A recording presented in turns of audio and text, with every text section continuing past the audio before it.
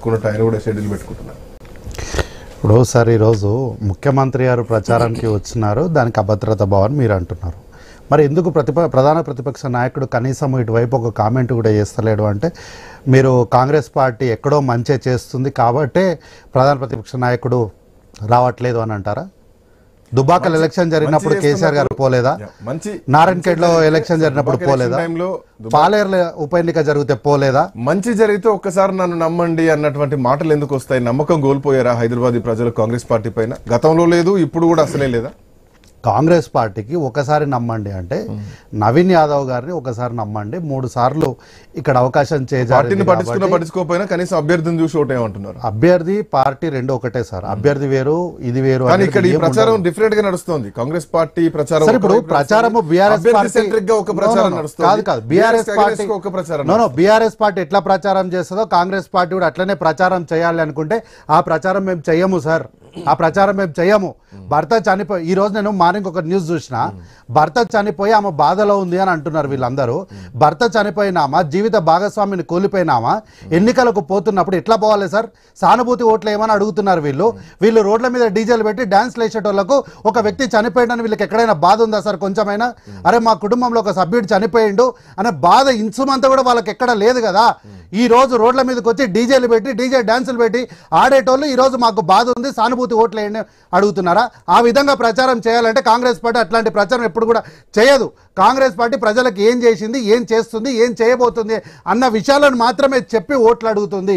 10 ఏళ్ళు మీరు ఏం చేసినారంటే దానికి సమాధానం చెప్పడానికి చేతగానటువంటి వీళ్ళు ఈ రోజు కాంగ్రెస్ పార్టీ పైన నిందలు మాట్లాడడానికి వీళ్ళకి మనస్సాక్షి ఎట్లా వస్తుందో నాకు అర్థమైతలేదు.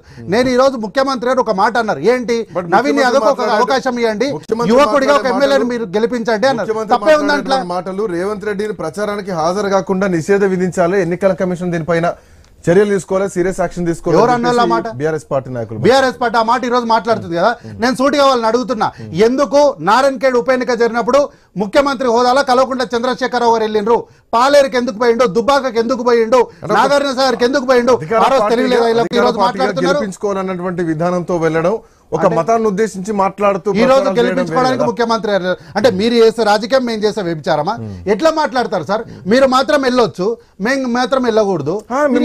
ఎవరనట్లేదు, వెళ్ళి మాట్లాడేటువంటి మాటలు అభ్యంతరకరంగా ఉన్నాయి, రేవంత్ రెడ్డి గారు తప్పుగా మాట్లాడిన మాట ఏంది? ఒక్క నిమిషం, నేను బిఫోర్ దట్ పీసీఆర్ ఒకసారి బయట ప్లే చేయండి, బయట ప్లే చేసిన తర్వాత మళ్ళీ డిస్కస్ చేద్దాం. పీసీఆర్ రేవంత్ రెడ్డి కామెంట్స్ ఇందాక బయట ఒకటి డెస్క్ నుంచి వచ్చింది చూడండి.